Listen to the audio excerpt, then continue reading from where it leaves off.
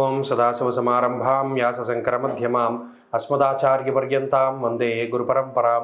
జ్యోతిషాస్త్రాన్ని భావితరాల వారికి ప్రసాదించిన ఋషుల యొక్క పాదపద్మాలకి నమస్కారం చేసుకుంటూ, అలాగే నాకు ఈ జ్యోతిష విద్యను నేర్పిన గురువర్యులు జ్యోతిష బ్రహ్మ కీర్తిశేషులు శ్రీ ఈరంకి సూర్యనారాయణమూర్తి గారు, సూర్యశ్రీ దైవజ్ఞ గారి యొక్క పాదపద్మాలకి నమస్కారం చేసుకుంటూ, ఓం శ్రీ మహాగణాధిపతి నమః, శ్రీ గురుభ్యో నమః, హరి ఓం. వీక్షకులందరికీ నమస్కారం. మకర రాశి వారికి ఈ వారం సాధారణమైనటువంటి గ్రహస్థితి గోచరిస్తూ ఉన్నది. ముఖ్యంగా రవి యొక్క బలం తగ్గినది. ఈ రాశి వారికి ఏలినాటి శని ప్రభావము, అలాగే తృతీయ స్థానమందు ఉండేటువంటి శుక్ర బుధ రాహువుల వ్యతిరేక స్థితి, అర్ధాష్టమ గురుడు, అంటే గత వారంతో పోల్చుకుంటే ఈ వారం యోగించేటువంటి గ్రహాల యొక్క సంఖ్య తక్కువ. ఒక్క చంద్రుడు మాత్రమే యోగిస్తూ ఉన్నారు. అయితే ఈ రవి చతుర్థ స్థానంలోకి వెళ్ళడం వల్ల అంతఃక్లేశం గృహశ్చద్రం సౌఖ్యహానిమ భోజనం అనేటువంటి శాస్త్రవచనం ప్రకారం అర్ధాష్టమ రవి అర్ధాష్టమ గురు దోషంగా దీన్ని వర్ణిస్తారు.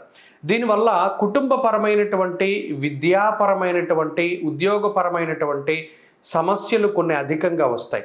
బంధువర్గంతో విభేదాలు, అలాగే కొత్తగా ఇల్లు కట్టుకోవాలి, కొనుక్కోవాలి అనేటువంటి ఆలోచనలు ఉన్నప్పుడు అవి కొంత వెనక్కి వెళుతూ ఉండడము, బంధువర్గంతో మాట పట్టింపులు, లేదా తల్లిగారికి సంబంధించినటువంటి ఆరోగ్య పరిస్థితులు, తల్లి తరఫు బంధువులతోటి మాట పట్టింపులు, ఇటువంటి వాటికి ఈ గ్రహస్థితి ప్రత్యేకించే అవకాశాన్ని కల్పిస్తూ ఉంటుంది. ఏకాగ్రత లోపిస్తూ ఉండడము, అలాగే మాట పట్టింపులు కొంత అధికంగా ఉండేటువంటి పరిస్థితులకి కూడా ఈ గ్రహస్థితి కారణమవుతుంది.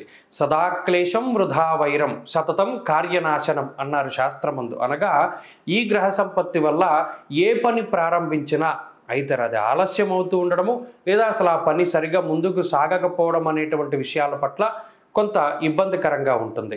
ఏ పని 100% ఎఫర్ట్ పెట్టి చేస్తూ ఉన్నా దానికి సంబంధించిన ప్రతిఫలం మాత్రం చాలా తక్కువగా వస్తూ ఉంటుంది ఈ మకర రాశి వారికి. ప్రత్యేకించి ఈ వారంలో కొంత ఖర్చులు అధికంగా కనబడుతూ ఉన్నాయి. అలాగే కుటుంబ సభ్యుల యొక్క సహాయ సహకారాలు తక్కువగా ఉంటాయి.